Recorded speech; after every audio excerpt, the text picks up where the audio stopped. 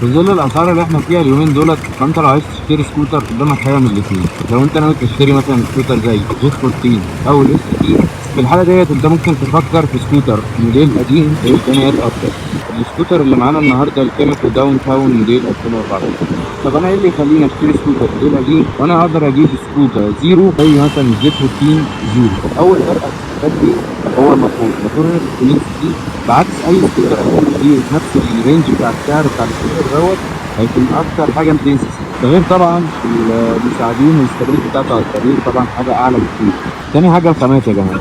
الخامات هنا يعني ما نقدرش نقارن ما بينها وما بين اي سكوتر تاني في نفس رينج السعر، من ناحيه الخبره ومن ناحيه العدادات ومن ناحيه القاعده المريحه وخامات المساعدين وخامات قطع الموتور نفسها. حته الخامات دي بتنقل السكوتر في حته تانيه خالص. بالنسبه لحجم السكوتر، فالسكوتر هنا فعلا كبير، يعني يعمل مثلا 2 من الجيت 14. حجمه الكبير ووزنه التقيل دوت هيديك اتزان وثبات على الطريق ذات على السرعه.